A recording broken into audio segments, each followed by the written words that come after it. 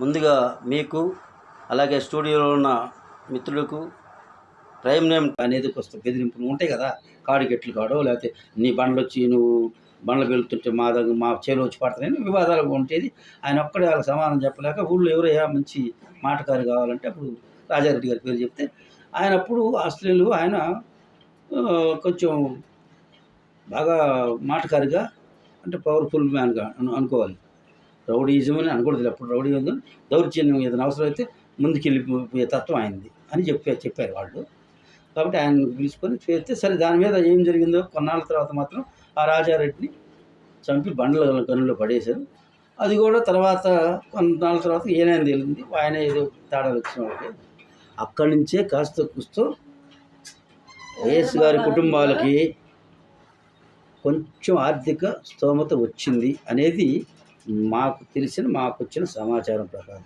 అంటే అప్పటికి రాజశేఖర రెడ్డి గారు పుట్టక ముందు ఏమి లేదు, పుట్టిన తర్వాత ఆయన 10 ఏళ్ల తర్వాత అంటే రాజారెడ్డి గారు బాగా పవర్ఫుల్గా తిరుగుతున్న పులివెందుల ప్రాంతంలో పలకనూరులో తిరుగుతున్నప్పుడు రాజారెడ్డి గారు 10-12 ఏళ్ళు ఉంటాయని వాళ్ళు చెప్పిన మాటలు. తర్వాత ఆ బలపనూరులో వచ్చిన గనులు ఆధారంగా కొంత భూములు కొన్ని కొనుక్కొండొచ్చు, వ్యాపారం కొద్దిగా చేస్తున్నాడు. కాబట్టి అప్పుడు డాక్టర్ రాజారెడ్డి గారిని డాక్టర్ని చదివించి ఆ తర్వాత రాజకీయాల్లోకి వచ్చి ఇది స్టోరీ స్థూలంగా. దీని తర్వాత మన కళ్ళ ముందు జరిగింది, నేను ప్రత్యక్షంగా చూసింది కూడా 2004కు ముందు రాజశేఖర గారికి ఆస్తులు లేవు, అది మనందరికీ తెలుసు. ప్రభుత్వం దగ్గరే ఆనాటి ప్రభుత్వం దగ్గరే ఈయన పెట్టుకున్న లెటర్ కూడా ఉంది. తర్వాత 2004లో అధికారంలోకి వచ్చిన రాజశేఖర గారు 2009 కల్లా ఎంపీగా పోటీ చేయడానికి జగన్మోహన్ రెడ్డి గారికి ఆస్తులు కానీ రాజశేఖర రెడ్డి గారి ఆస్తులు కానీ రాజశేఖర రెడ్డి గారి ఆస్తులు ఏమన్నా పెరగల. 2004లో అప్పుడు పెట్టిందో సరే దానికి 5, 10 రూపాయలు 100, 1 లక్ష పెరిగి ఉంటాయి. కానీ జగన్మోహన్ రెడ్డి గారి కూడా అప్పుడు 9 లక్షల ఆస్తులు ఉన్నట్టుగా చూపించాడు. అఫిడవిట్లు ఇప్పటికీ ఉంది, చూసుకోవచ్చు, డౌన్లోడ్ చేసుకునేవారు. కానీ 2004 నుంచి 9 నుంచి 11 వచ్చేసరికల్లా 2011 కదా ఈ కేసులు వచ్చి, సిబిఐ కేసులు, ఈడీ కేసులు వచ్చి, అప్పుడు సిబిఐ జేడీ లక్ష్మీనారాయణ గారు ఆ సిబిఐ సంస్థలు వాళ్ళు చూపించిన మొత్తం ఆ ఈడీ సంస్థలు చూపించింది సుప్రీంకోర్టులో వేసి 43,000 కోట్లు. 1 కోటి 100 కోట్లు 50 కోట్లు లక్ష కోట్లు అని అంటారు, కానీ కాదు, 43,000 కోట్ల ఆస్తులు పోగైని అని అఫిడవిట్ వేశారు. అప్పుడు సుప్రీంకోర్టు ఒక తీవ్రమైన వ్యాఖ్యలు కూడా చేసింది. ఏమని, ఒక హంతకుండేనా లేదా ఒక దొంగతనం చేసిన వాళ్ళ కంటే కూడా, ఒక హంతకుడు లేదా దొంగతనం చేసిన వాళ్ళంటే కూడా ఈ వైట్ కాలర్ నేరాలు చాలా ప్రమాదకరమైనవి.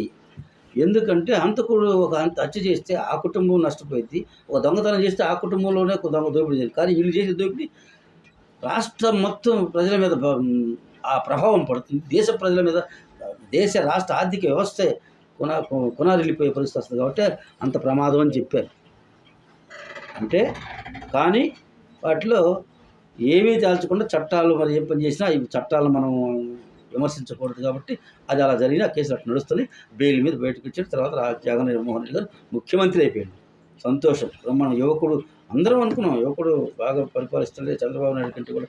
ఎందుకంటే 2019 ఎన్నికల్లో జగన్ కావాలని గెలిపించుకున్నారు, చంద్రబాబుని వద్దనుకోవాలా జనం, జగన్ని కావాలనుకున్నారు. ఎందుకు, చంద్రబాబు పోలవరం 70% పూర్తి చేసి 72%, అమరావతి 10,000 కోట్లు పెట్టి మొత్తం రూపకల్పన చేశాడు. కాబట్టి ఇక పై పనులు జగన్మోహన్ రెడ్డి చేసేస్తాడని చెప్పి చాలామంది జగన్మోహన్ రెడ్డికి కూడా సపోర్ట్ చేసి గెలిపించారు. యువకుడు కదా, ఎలా ఉంటుందో చూద్దామని అదొక యాంగ్జైటీతో.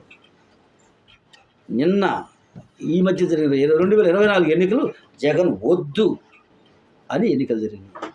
ఇక మళ్ళీ వచ్చే ఎన్నికల్లో జగన్ మళ్ళీ కావాలనుకుంటారా, అది ప్రజల ఇష్టం, అది వేరు. నేను అంటే జరిగింది మాత్రం చెప్తున్నాను మీ అందరికీ.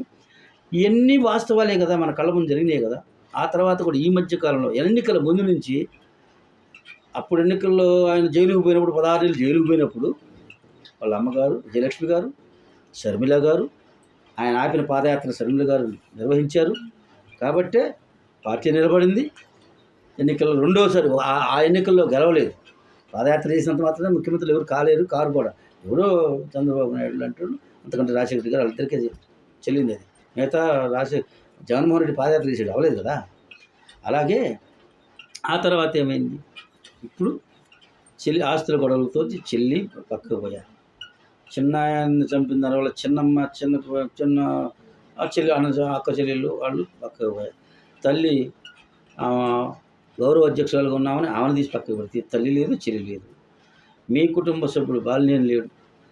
నీకు ఆత్మ నీ వ్యాపారాలలో నీ అభివృద్ధిలో పూర్తిగా తనే చూసుకున్న విజయసాయిరెడ్డి గారు కూడా లేడు. ఎందుకు ఇదంతా ఒకసారి జగన్మోహన్ రెడ్డి గారు కూర్చొని ఆలోచించుకుంటే తత్వం బోధపడుతుంది. అదేం లేదు, నాకు జగన్మోహన్ రెడ్డి గారికి ఒకటేనండి, డబ్బులు.